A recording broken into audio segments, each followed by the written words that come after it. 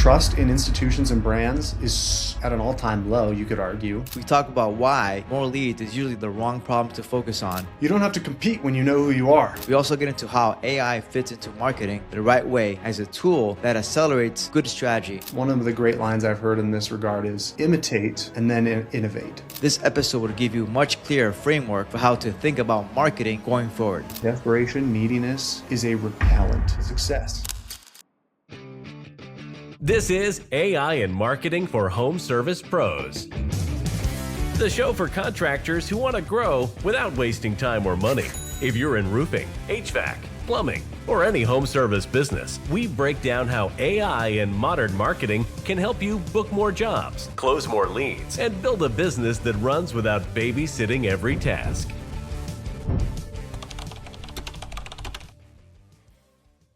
Today's episode is for contractors who feel like they're doing marketing but aren't really seeing work, because there's a big difference between running marketing tactics and running real marketing campaigns. My guest today is Zac Garside, president of Prolific Brand Design, and one of the clearest thinkers I've talked to when it comes to branding, email marketing, and what actually drives results in home services. In this conversation, Zac breaks down why most contractors stay stuck doing one-off emails, random promotions, and evergreen coupons, and why that approach almost never creates momentum. We talk about why more leads is usually the wrong problem to focus on, the difference between tactics and full campaigns, how to plan marketing around goals, deadlines, and capacity, why urgency and clarity outperform discounts every time, why email marketing still produces some of the highest ROI in the trades, why branding helps you stand out in that world flooded with AI-generated content, and why knowing who you are as a company matters more now than ever. We also get into how AI fits into marketing the right way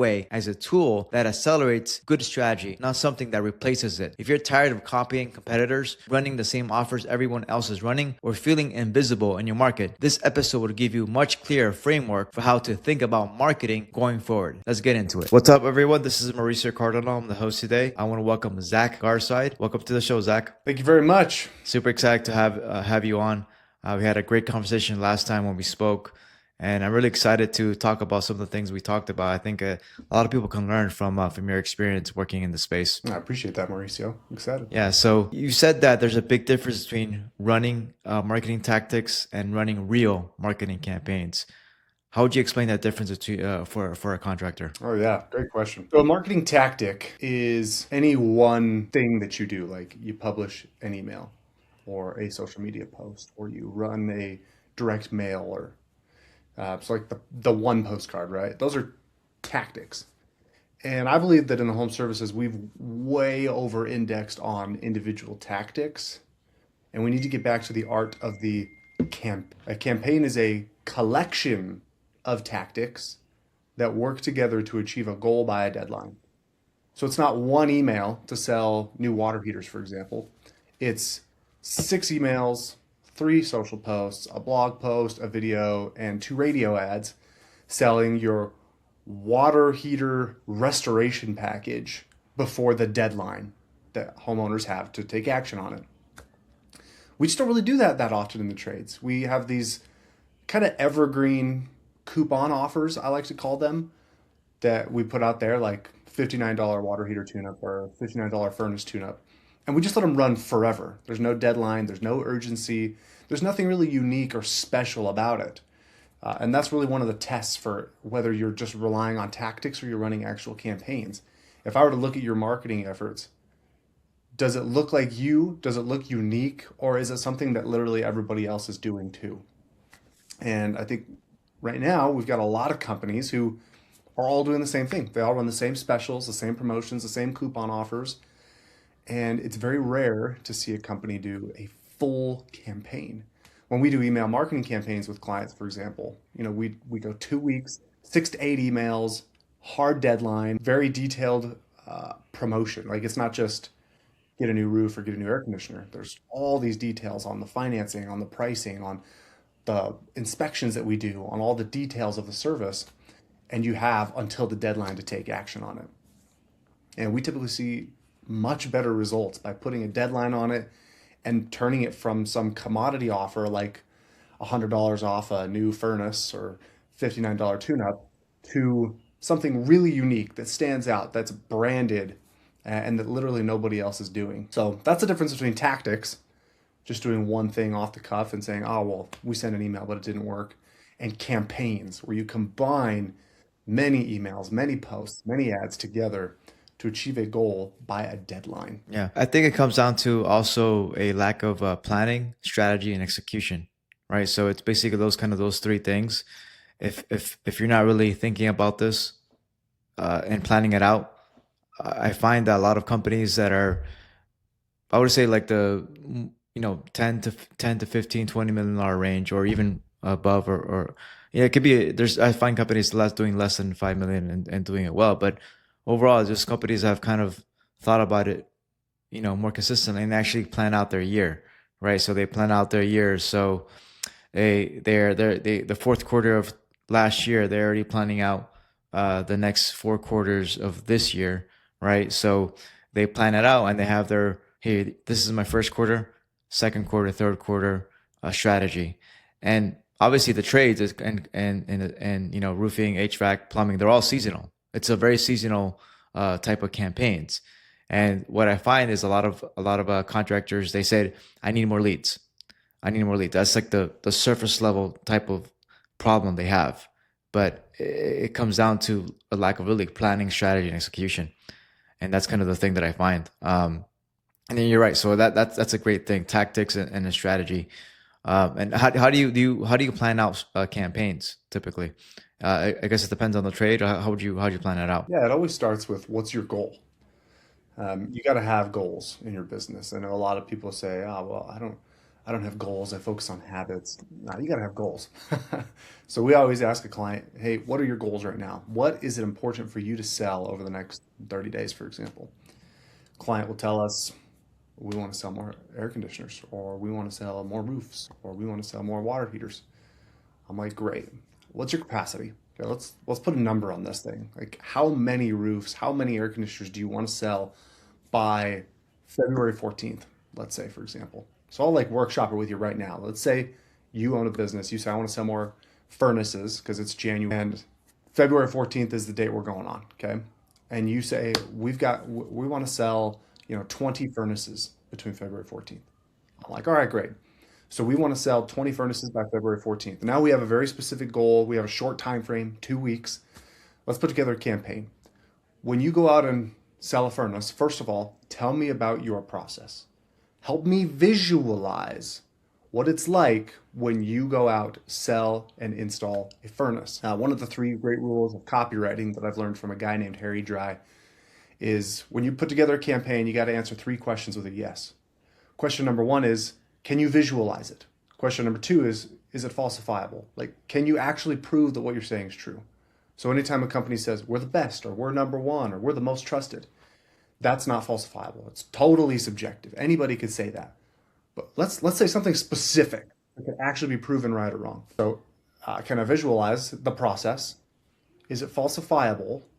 And number 3, can anyone else say it? We want to say something only you can say. So I'll ask them to walk me through their process. Customer calls, says they have a heat problem. What do you do? What do your technicians do? What do your trucks look like? Are they clean? What's the process the technician follows in the home? Is it a 10-point inspection, a 15-point inspection? Give me the details. When he presents options, how's he doing it? Is it sitting across the table? Is it sitting next to the customer shoulder to shoulder? Do you guys present financing options? Tell me about those. Are there any rebates available? Tell me about those.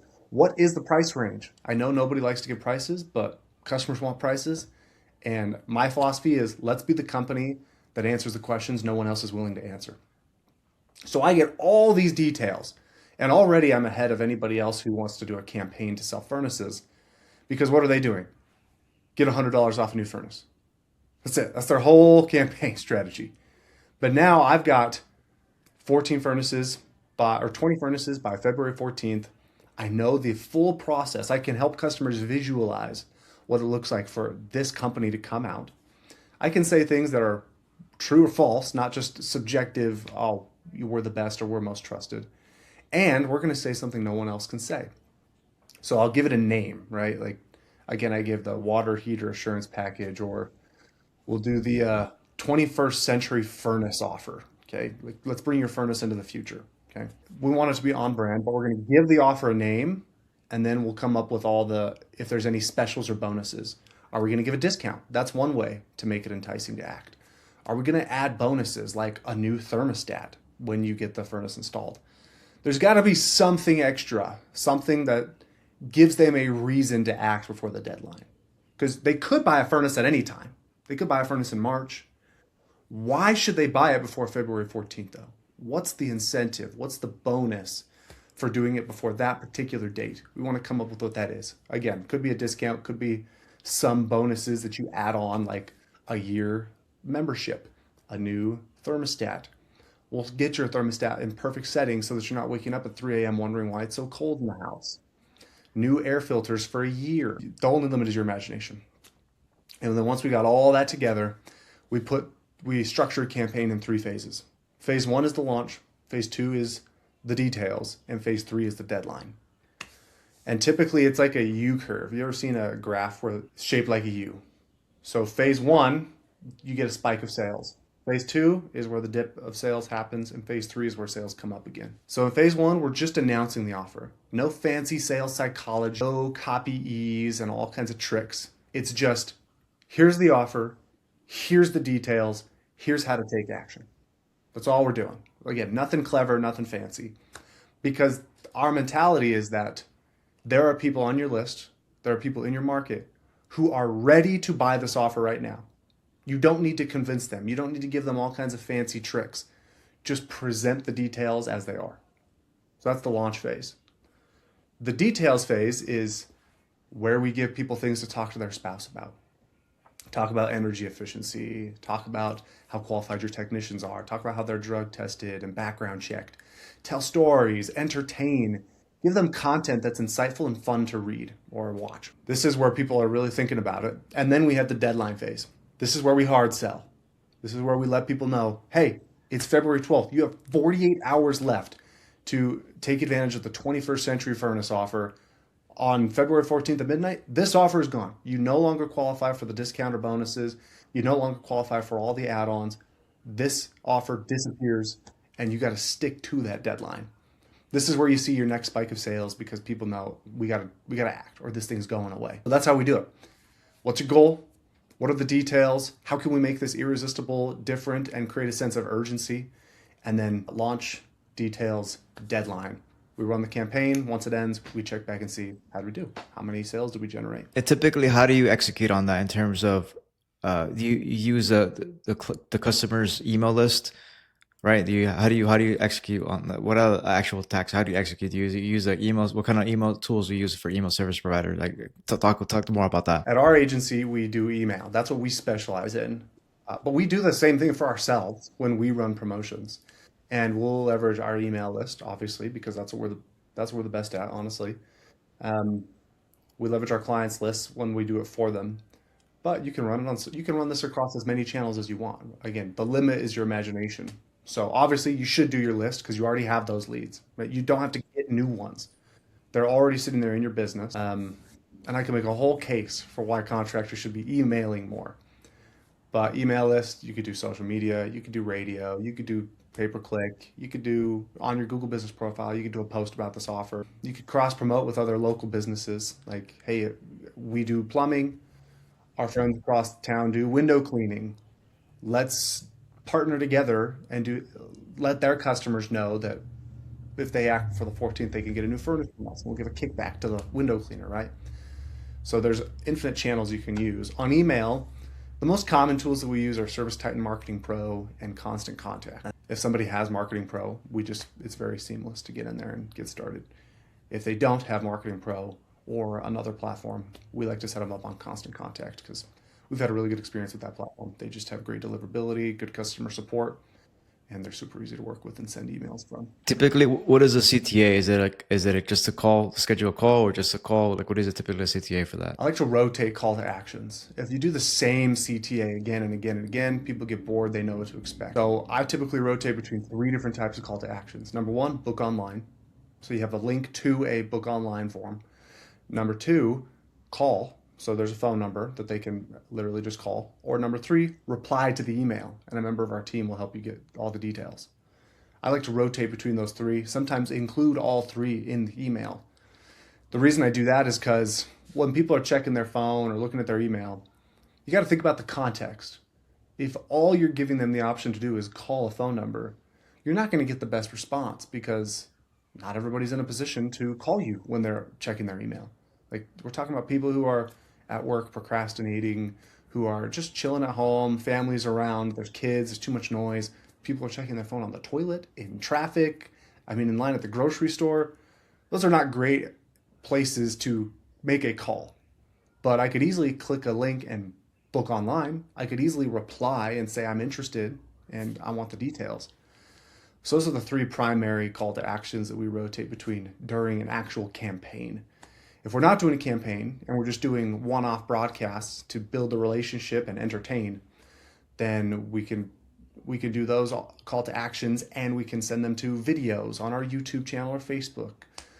We can send them to other content. We don't even have to put a call to action, right? We can just have the email be the content itself if our goal is to nurture the relationship. But the rotation is healthy. I think if you have the same thing again and again and again, people know what to expect. They get bored, they tune out.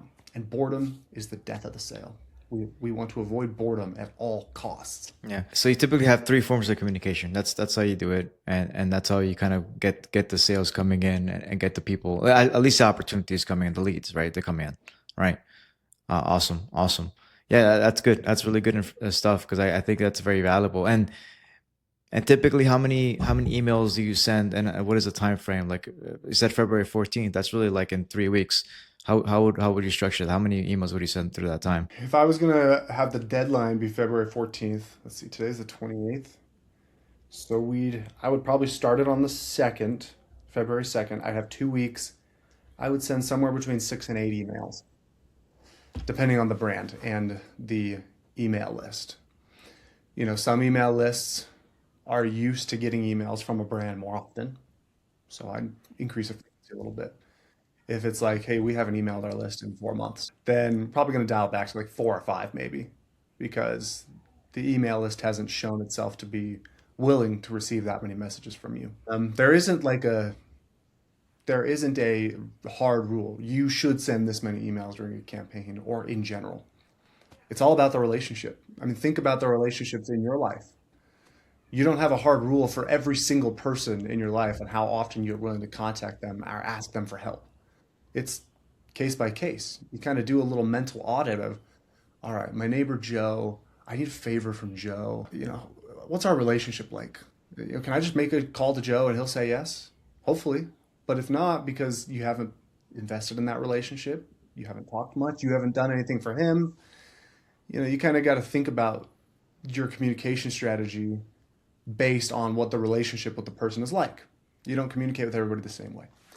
So that's always the first thing that we really want to try to understand about the business when we run campaigns is, what is your relationship with these people? With some businesses, it's like a locally owned small company. A lot of people in town know the owner. So we'll send an email and immediately there's a great response because people see the name of Pete, the owner of the local plumbing company, reach out and they say, oh my gosh, Pete, long time. Other times it's kind of a faceless, nameless brand that people don't have a good relationship with. And if you send an email for that company, it takes some warming up. People don't automatically trust or even remember you when you show up. So it's all about the relationship when you're determining how often and how many emails to send. You would recommend then sending it from the owner, like just acting as one person instead of it could be a really big company, but if it's just one person, would it be like that? Would you recommend that? Or Way to do it. Yeah, I like sending it from a person, like a face of the company, be it the owner or a marketing manager or somebody else. But like, I like having a face of the company that we can use. Not every company wants to do that approach or is even right for that approach. There are a lot of businesses out there who just want to be the business. They don't want to have a person attached to it. And I understand that too. It changes the approach a little bit because if it's a person that we're writing as, that we can infuse it with lots of personality and humor and that, you know, that person's quirks and characteristics and traits. If we're writing as a business, there's a little bit more trust building that has to happen. People don't inherently just trust a company. They trust people a lot quicker than they trust brands. So it changes the approach a little bit. You have to be more patient with the results, I found, but it still works. It takes a little more. yeah. In your experience, why does doing more marketing really fix marketing problems? Doing more. Yeah. I've always been the type to say, let's just go out there and do stuff and find out what resonates through action. That's not everybody's approach, but it's mine. And I like it because I find out what people resonate with quicker than just theorizing about it or pontificating on it and brainstorming. I really don't love brainstorming sessions most of the time. Sometimes you can get a brainstorming session going and it's amazing. You're coming up with so many great ideas. But I personally get ideas from going out and doing stuff in the market. Like, hey, let's try this. Did it work? No, it didn't work. Okay, why not? I don't know. Let's try something else though. Hey, that did work. That resonated. We got a lot of response. People liked that message. We got sales. Let's try something similar to it. So I just think that you build a relationship faster by going out and doing things. I think you figure out what resonates with the market faster than if you're just brainstorming on it and pontificating the whole time. And we live in the nature of the economy, if you will, right now. And marketing in general is, again, people over brands. Trust in institutions and brands is at an all-time low, you could argue, of the last 100 years. And trust in people, just like random individuals, influencer types, is extremely high. You could argue that the last presidential election in the US was decided by a couple of podcast appearances, right? Legacy media doesn't have nearly the same pull it used to. Big brands don't have nearly the same influence that they used to. And I think people respect and appreciate someone who goes out and does stuff, even if it's imperfect, because we're all clinging to humanity, especially with, you've got AI out there. When someone says, hey, look at this cool post I generated with AI, I'm like, yeah, awesome. I can also run a marathon in my car. Like it's not the same. You might get the same output, like you finish the race, you got the race done, but the process of getting there is something that humans appreciate still. And that includes flaws, that includes quirks, that includes spelling errors, that includes all this human weakness, if you will. Yeah, we'll talk about that in a second because we had a good conversation regarding AI, and that's a good analogy. I like that. It's you can run a marathon, but it's still 26 miles. You could do it in the car. It's the same output, but not the same way of getting there, which is a really good way of thinking about it. Yeah, it's not the same experience, and I think that is one of the great competitive advantages right now. What is the nature of the experience that you're creating for people? Not just, did you get the sale, but did you create an experience that's worth talking about and that's worth coming back to?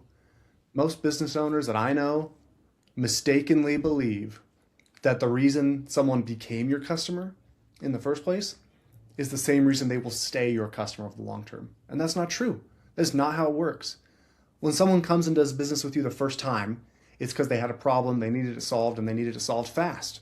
Most of the time, that's the logic. But the reason they stay and do business with you again and sign up for your membership program and tell their friends and family about you is because of the experience that you created for them. It's the personality of the CSR that served them on the phone. It's the personality of the technician that went out to help them. It's the timeliness and helpfulness of the text you sent and the email reminders and the email communication, and it's the 5-star reviews, and it's the website, and all these things wrapped together create an experience. And that's ultimately what creates loyalty, not the low price, the how quick you get out there things that maybe cause them to do business with you to start. So I think that by outsourcing all of the to things like AI or automation, there's a place for all of that. Yes, of course. But let's think about what earns loyalty, not just what gets a quick buck. Yeah. You talk a lot about identity. Why is knowing who you are as a company, your identity, the starting point for effective marketing? You don't have to compete when you know who you are. If you know who you are and what you stand for, the question is, how do we go out and live this? How do we go act in such a way that only we can? For example, there's this great company that I love called Liquid Death. Are you familiar with these guys? Most people at this point are, which is crazy. They sell water, but they're like, it's metal, right? It's in your face. It's not drink water, it's murder your thirst. They have this very distinct brand, this way of doing things that only they can. They don't wake up in the morning and ask themselves, what would Dasani do? Right? What would Aquafina do? What would these other big water companies do? It doesn't matter to them what other companies would do. What matters is, how can we personally with the way we do things, go out and sell water today. And I think the same thing in home services. Like when we do brands, we do logo design, truck wrap design, brand strategy. Companies come to us and they say, oh, my competitor just did a rebrand. We want to stand out more. Or we just hit a big milestone and we think our brand needs a refresh. So the first thing we do is find out who they are. Who are you at your best? Who are you at your worst? What's your core belief? What do you want customers to say about you? What's your brand's personality? There's 12 personality types. One of them is yours. And once we figure all that out, now we can create a logo that doesn't just look good, it looks like you. Now we can create truck wraps that don't just look good, they look like you. And we can give you language and behaviors that you can take to the market that are one of a kind, that if anybody else even tried to duplicate it, they would come off as obvious copycats, right? They couldn't even attempt to copy you or swipe your tactics because what you're doing is a reflection of who you are, not what's working now, like people like to say. Again, all that stuff has a place, but the foundation is who are you, what do you stand for, right? And everything else kind of comes out of that. And I think it's becoming more important in the age of AI because we're going to talk about that in a second, but AI has made content very easy to produce. It's created a lot of slop and it's created a lot of information. So information is very cheap. So how before I have like a saying now, like it's I've been doing this for a long time, right?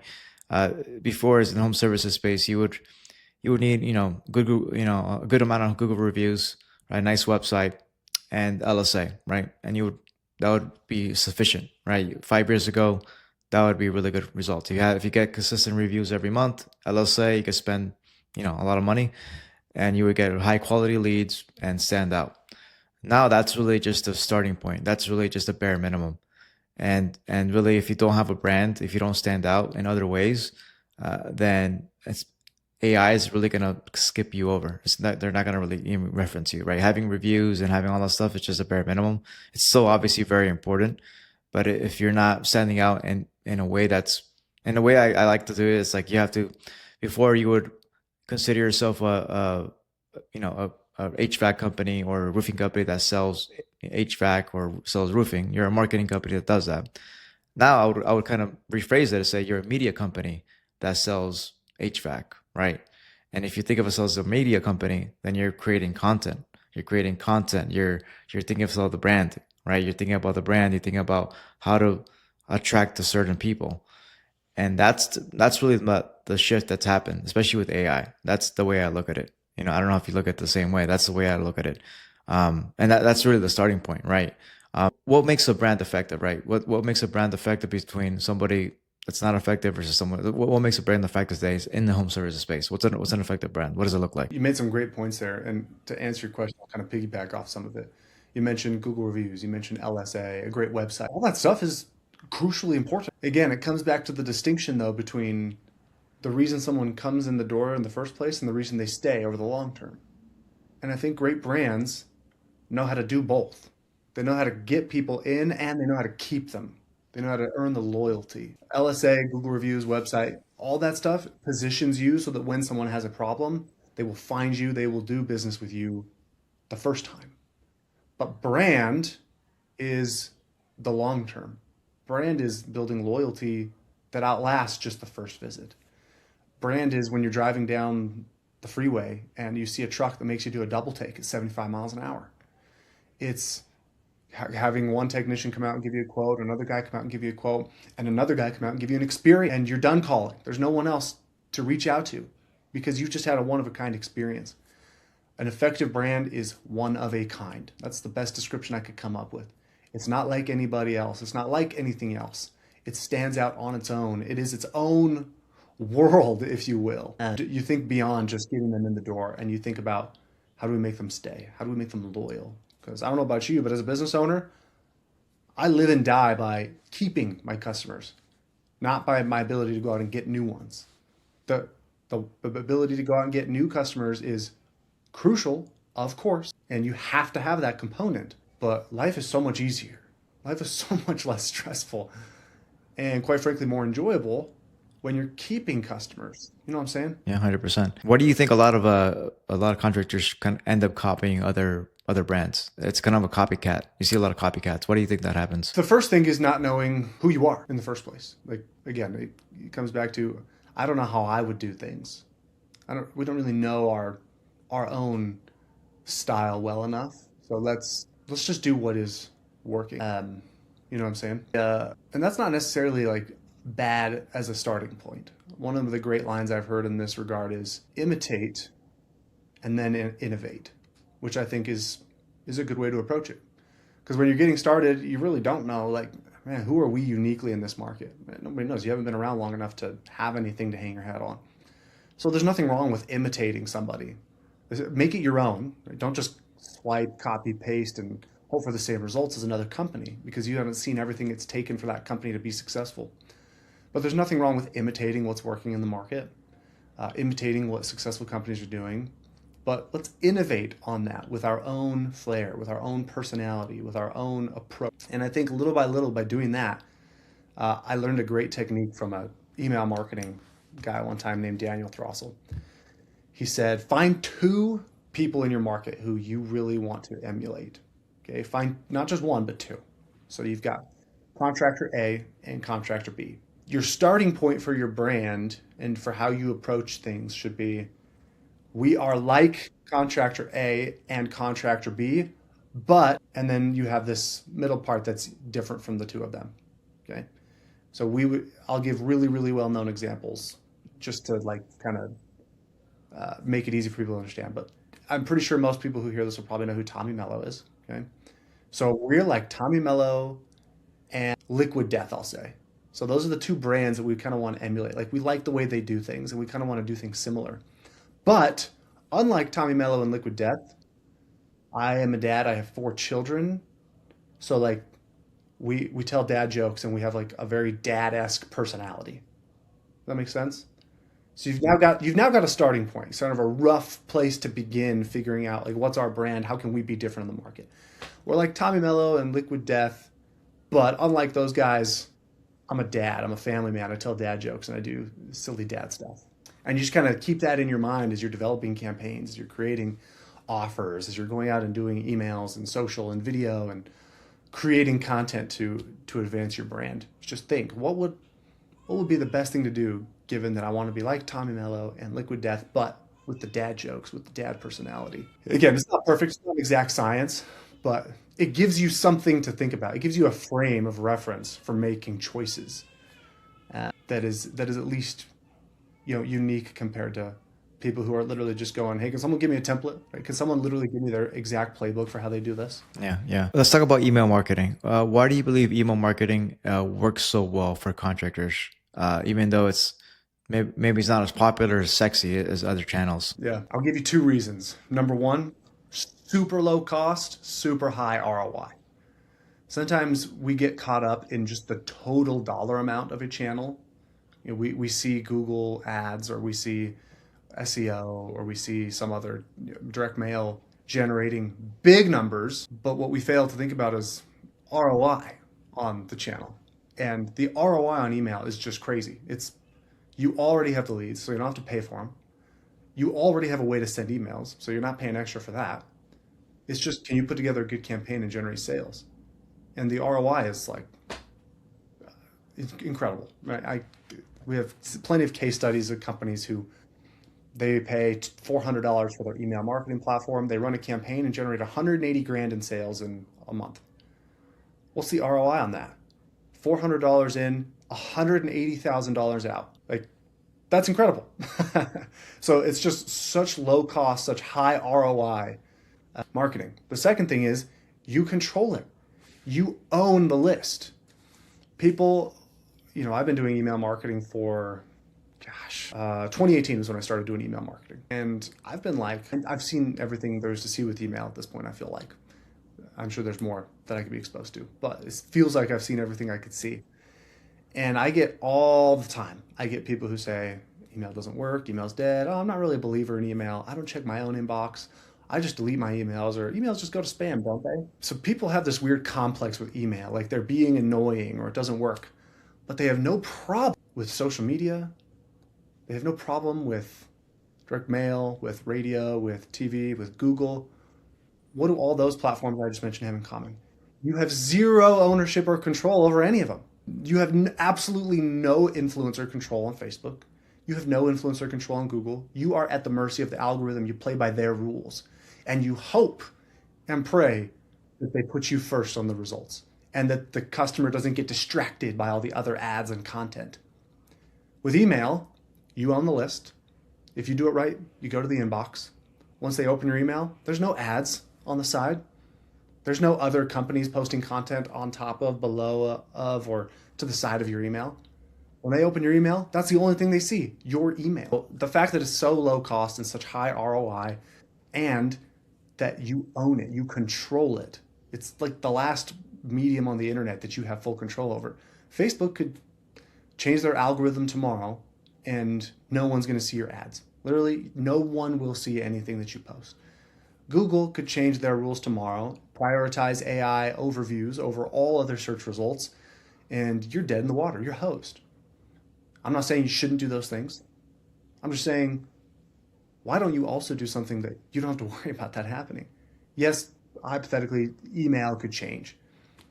I'm going off of 25 years of email history where it's been remarkably similar the entire time. It's so reliable. You can't do anything on the internet without an email address. Like, you can't log into your social media profiles without your email address. You can't start your business without an email address. You can't give quotes without an email address. Like, email is the cornerstone of the internet. You should be doing email, period. End of story. Whether you get massive numbers from it or not, it's insanity to me to not be constantly, relentlessly building, curating, and nurturing a list via email. It's just the reward, the upside is just so high. Can you walk me through what you did with an HVAC line, forward heating and air? I want to see like the actual breakdown. How do you set up a campaign? What was the offer? What was the timelines? How many emails you sent? Can you walk me through that? Yeah, what we do first is get you out of spam. Right? Most companies who say, "Oh, we tried email, it doesn't work," their emails are just going to spam. So we make sure, this is a little technical, but you got to have a good platform to send emails from. You got to authenticate your domain and you got to warm up your list. So that's some like technical stuff that we do to start, so that when you send emails, they land in the inbox, not the spam folder. And we can get 30 to 50% of the people on your list to open emails. We have a lot of clients who are doing 60 to 70% open rates on their emails. 30 to 50% is like, let's start there. Let's get it to that point. That's successful. The second thing is, over the course of 12 weeks, so 1 quarter, we will send an email broadcast once a week that is entertaining. And I emphasize entertainment because we're not just sending commodity content like how to change your air filter, 3 signs that your furnace may be at the end of its lifespan. That's commodity content. Anyone could write that. ChatGPT could write that. I want to write something extremely entertaining. So for example, subject line, please help. And then the email is a message from your thermostat saying, the system's being overworked. We're suffering here. The filter hasn't been changed in 6 months. We're running low on resources and energy. Please call this company to get us help. So we want there to be some entertainment value to emails, and we do that on a weekly basis. And we kind of build up to a big campaign once a quarter where we do what I mentioned, which is, what do you want to sell? What's your goal? What are the details? Let's put together an irresistible bonus, an incentive, and a deadline. And we'll do that over 2 weeks, once a quarter. This approach, it allows us to build a relationship. It allows us to kind of nurture and prepare people for the big sales blitz, which happens once a quarter. And it's really, really easy to maintain. Like, any company can send a weekly email.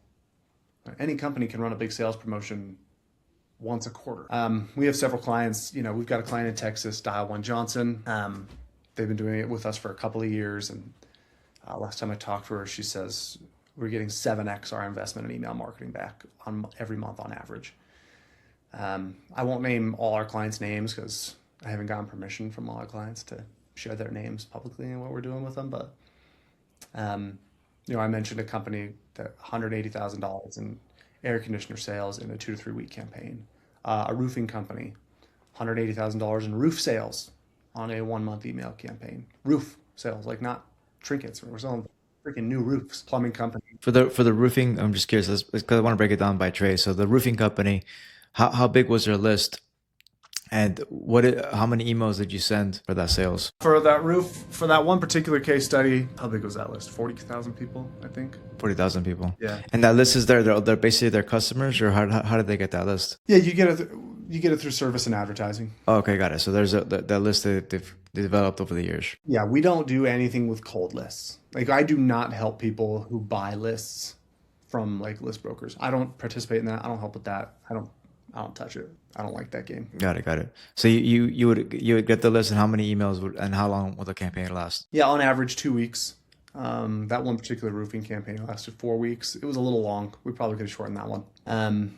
Because again, it doesn't change the shape of the campaign. Like, again, it's the U shape where you see the sales spike at the beginning when you launch it, you see the dip in the middle, and then you see a spike at the deadline phase. So the length of the campaign almost just like lengthens the curve. So by shortening the campaign, we can shorten it. It's still the same shape, you know? The important thing is how enticing is the offer? What's the deadline? What are the bonuses? How good is the copy? Copy is the last part though. Like, people love to get caught up on content quality, but content quality is, if we're talking about the 80-20 rule, right? 20% of the process leads to 80% of the results. 80% of the results come from quality of the list, quality of the offer. The quality of the content is the last 20%. It's not nearly as important as people think. You want to have a really good list that trusts you, that likes you, that you have a relationship with, and you want to have an amazing offer that people feel dumb saying no to. Awesome. And then also for the plumbing company, I think it was you said Spartan Plumbing. Was that? That's a rebrand case study. A rebrand. Okay, got you. Oh, I just said, yeah, we helped those guys do their rebrand, and they doubled sales after rebranding. Nice. For let's say you're a plumbing company. I want to set up an email campaign. What offer would you recommend? I guess it depends on the product and service, right? But typically, how would you set it up, and what would you recommend? What would be the overall strategy for that? My first thing would be, what is your goal? Right? What's your goal as a business? You got to have a goal. Too many businesses come in like, what should we do? What's your goal? What do you want to achieve? Let's say I want to sell more water heaters. Okay, perfect. You want to sell more water heaters. What's your capacity? How many water heaters can you take on in the next, let's say, again, I'm going to stick with February 14th. If we start a campaign on February 2nd and it ends on the 14th, what would be a huge win for you during that period of time? How many water heaters do you want to sell? Let's say 15. Okay, so you want to sell 15 water heaters. Could be more, could be less, depending on the business, right? Fill in the blanks for you. All right, let's walk through how you sell a water heater. If a customer calls in today and says, hey, I need somebody to look at my water heater, walk me through your process. And we could do this on this if you want to, but I would want to know, like, how do you book it? How soon are you coming out? The technician, what are his credentials? Who is this person? How experienced are they? Are they background checked? Are they drug tested? Do you have wrapped trucks? Do you have clean trucks? What is it like when you knock on the door, right? Are you ringing the doorbell? Are you knocking? Are you professional? Like, are you covering your feet when you go into the home? Help me visualize the experience. And I want to find out what the experience is for that contractor from the moment he pulls up to the moment he drives off into the sunset. I want to be able to visualize the entire thing, because it's those little details that earn the loyalty, right? Customers don't become loyal because, we gave a water heater at a good price. They became loyal because he covered his feet. He was so polite. He was extremely kind. He was a great communicator. He presented everything clearly. That's why I like the details. And then once we got the details, I'd say, all right, what are you willing to do to make this offer as enticing as possible? And again, you got two options. We could put a discount on this, or we can create a bonus stack, or we could do both. We could give $500 off, 10% off, or we could give a bunch of bonuses. So if they get a new water heater, they also get whatever bonuses you would attach with a water heater, right? Like, what would you do in this case? Thermostat, I guess. Yeah, thermostat. So basically, it's a list, right? 15 water heaters. You're using that information to create the campaign. That's why you're asking those questions, right? Yeah, because I'm going to talk about those details in the actual content of the campaign. Especially when I'm announcing it, that first email is going to say, hey, Mauricio, it's Zac with Awesome Plumbing. Today I'm announcing our water heater special, and I'd give it a better name than that. That's kind of more branded, but we've got our water heater special. This deal ends on February 14th at midnight. Here are the details. And then it's just a list of bullet points.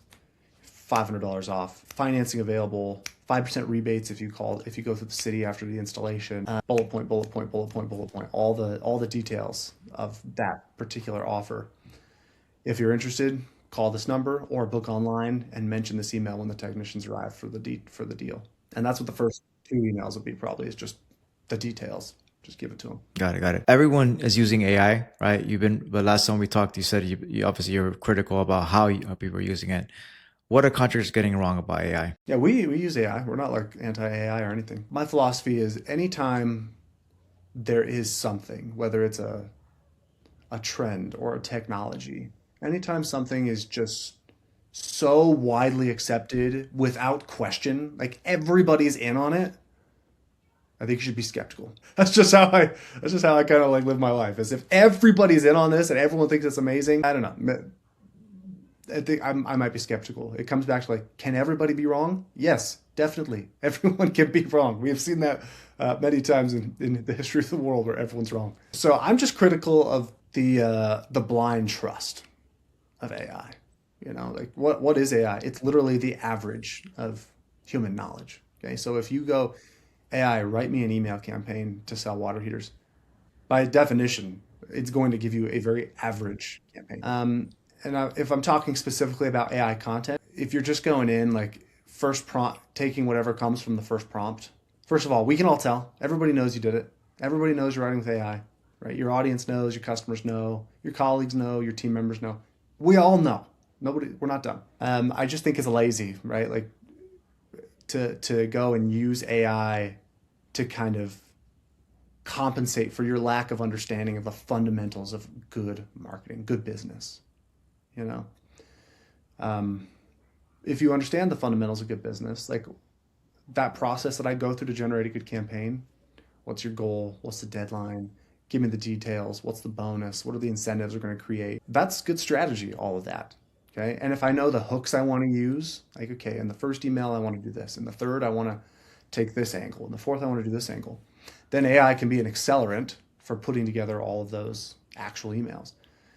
And on top of that, like I have in my Claude account, I have hundreds of email templates from over the years that are in there. So it will base it based on the style of those previous templates if I use it to create the actual final campaign. But again, the content is so secondary. Like, it works because of all the input I gave it, the strategy that I came up with in the first place, and the fact that I understand the fundamentals of good marketing. And that's my biggest qualm with it, using AI in any capacity, is using it to compensate for a lack of understanding of the fundamentals of something. Like I recently met with a dietitian, and prior to my appointment with the dietitian, I was grilling ChatGPT for a week on like meal plans and food, and here's my lab results from all my blood work. What should I be eating, and what should I be doing, and what should I not be doing, and what kind of workouts should I do? And it gave me all this advice. Do I know anything about like the fundamentals of good nutrition? I mean, I know what the average layman does, but not what a dietitian knows or what a fitness trainer knows. So when I went and met with my actual dietitian, I showed her kind of the plan that I created with AI. And she was very polite about it, but she was like, let's make a plan for you. Okay, knowing the actual fundamentals of good nutrition and what your body needs, like let's make a real plan, okay? Not just a quickly constructed one. So I don't like using it for to compensate for lack of understanding of basic fundamentals. I think there are still experts out there that have knowledge that can guide your strategy and your planning. And if you still want to use AI on the output, by all means. But like, it's pretty obvious when somebody's using AI and doesn't understand the fundamentals of something. Yeah, I think the analogy you use is the output, right? So if you want to get to a destination, you have a goal. You can either run if you're running a marathon, and I'm going to actually steal that. Run a marathon by running, or actually drive a car 26 miles. It's the same destination, same output, but it's a different way of getting there. And I actually going to see that because I like it a lot. And basically, it's I agree with that. I actually wasn't aware about the amount of lack of understanding when it comes to AI. I think people are using it as a crutch, and a lot of people are just making mistakes in terms of marketing decisions. I think you have to kind of give it more context. And also when it comes to deep expertise, right? It doesn't really, my opinion doesn't really get there because I use it every day myself with business, and I have my financials, all those stuff. But there's some things that it gives me advice that I know it's not really quite right because I've spent a lot of time, years really thinking about the business. And I know I think I have more knowledge for sure than the guy. And so it gives me things that sometimes I know, but it's not really insightful. It's like, I kind of know this, it's not really that great. So without that lack of understanding, it doesn't really give you that feedback. Having access to AI doesn't make you automatically know what to do. And that's the crux of the problem for so many people. Is like, you have this tool, but that doesn't mean you know what to do with it. You still don't know what the campaign should look like. You still don't know what your diet should be. You still don't know what your financials should look like. Until you know what to do with it, it'll just make you look dumber faster. Yeah. If a contractor feels invisible in the market right now, what's the first thing they should stop doing? If you feel invisible in your market, I think the first thing you should stop doing is being needy. Yeah, I'll say that. There's a great guy I learn a lot from about email. His name is Ben Settle. And when he talks about branding, he says, your brand should have, there's 3 things every company should embrace, right? Number 1 is be consistent. Number 2 is be authentic. Number 3 is be not needy. And I think a lot of branding and marketing blunders, quite frankly, come from being needy. Like, the first time I started a business was in 2019, at the very end of 2019. I started a marketing agency at that time doing social media ads for people. I was freshly graduated from college, like literally 6 months removed from college. I had 2 kids. We lived in an apartment, and I was trying to do this agency thing. And for the first 2 months, I didn't get a single client. I was like desperate. And can you guess? I got needy. I got very needy. It definitely showed on my sales calls, on my outreach, and my marketing. Like, I was desperate. It showed. And desperation, neediness, is a repellent to success. It's a repellent to clients and customers. So if you feel invisible, you feel like nothing's working, just take a second and breathe. Don't be needy. And it depends on the size of the company. Like, if you're a new, small startup, it's just you, go get a job. Like, make it so you're not needy. That's my philosophy. Whatever you have to do to not be needy, do that first. For me, that meant shutting down my agency after 4 months, if you could even call it that, right? Stop trying to be an agency, I should say, for 4 months. And I went back and I got a job that I worked in for several years until I really was like, all right, I'm not needy anymore. I'm not desperate. I can do this now. And then I went out and I had infinitely more success when I first started my business in 2023 than I did the first time in 2019, because I removed the neediness component. So that would be the biggest thing, I think, is don't be needy. Don't get desperate. Just take a breather. Do whatever you have to do to not be needy and not be desperate. Because when you're not needy, you can think more clearly. You're a more attractive personality to people you want to work with, and life's just all around better. Nice, awesome. Any last? Where do people find you, Zac? You can find me in all the usual places. You can find me on Facebook. You can find me on Instagram. You can also get on my email list if you want to see all my wiles in the world of email marketing. That's where I share my best stuff. That's at kit.prolificbranddesign.com. KIT.prolificbranddesign.com. We have some free resources there. You can enter your email, claim those resources, and then you'll get all our tips that we share 2 or 3 times a week via email. Nice. Zac, I really appreciate your time. Thank you, man. Thank you, Mauricio. It was fun. All right. Thanks for listening to AI and Marketing for Home Service Pros. If you got value from today's episode, do us a favor. Follow the show, share it with a contractor friend, and leave a quick review. Want help using AI or smarter marketing to grow your business? Head to contractormarketingpros.net and book your free strategy call.